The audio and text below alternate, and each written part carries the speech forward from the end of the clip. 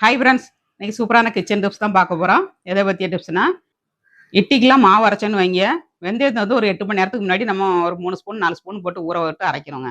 அரைச்சி பண்ணிங்கன்னா அந்த மாவு வந்து நல்லா புசு புசுன்னு கிடைக்கும். இட்லியும் சூப்பராக கிடைக்குங்க. 8க்கு 1 நான் போட்டு இன்னைக்கு பண்ணியிருக்கேன். இந்த மாதிரி அளவுகளில் நீங்களும் செஞ்சு பாருங்கள். நம்ம அரைக்க ஸ்டார்ட் பண்ணலாம். வெந்தயமும் நல்லா ஊறிடுச்சு. வெந்தயத்தை வந்து 8 மணி நேரத்துக்கு முன்னாடியே போடணுங்க. போட்டால் தான் நல்லா ஊறும், நல்லா மாவு பொங்கி வரும். இப்போ கிரைண்டரில் வந்து நம்ம ஃபஸ்ட்டு வெந்தயத்தை ஆட் பண்ணிடலாம். வெந்தயத்தை ஃபஸ்ட்டு ஆட் பண்ணிக்கங்க. இதை நம்ம லாக் பண்ணிவிட்டு அரைக்க போடலாங்க. வெந்தயம் ஃபஸ்ட்டு கொஞ்சம் நல்லா அரையிட்டோம். நல்லா உளுந்து மாதிரி மாவு பொங்கி வருங்க.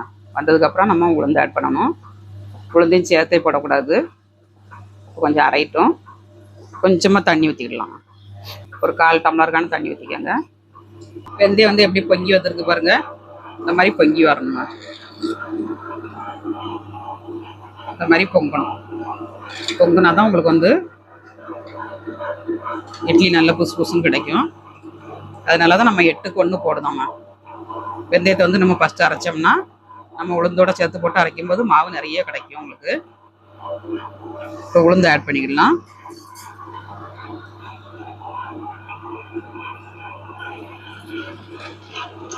எட்டு டம்ளர் அரிசிக்கு 1 டம்ளர் உளுந்து போட்டுருக்காங்க.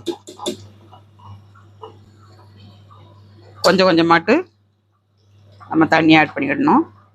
மாவு நல்லா அரைஞ்சிருச்சுங்க. நம்ம வலிச்சுக்கிடலாம். எப்படி மாவு கட்டியாக வந்திருக்கு பாருங்க. இந்த மாதிரி கிடைக்கணும். நம்ம போட்டாக்கியா வந்துன்னு விழணும். இந்த மாதிரி அரைக்கணும். அரைச்சாதான் அந்த மாவு வந்து இட்லி சூப்பராக கிடைக்கும். இப்போ உளுந்து வலிச்சாச்சுங்க. 1 டம்ளர் உளுந்தில் இந்த அளவுக்கு மாவு வருமானு எல்லாரும் ஆச்சரியப்படுவீங்க. அந்த அளவுக்கு நமக்கு மாவு கிடச்சிருக்கு பாருங்க. வீடியோ பிடிச்சிருந்தா லைக் பண்ணுங்கள். நாளைக்கு இன்னொரு டிப்ஸோட பார்க்கலாம். பாய்.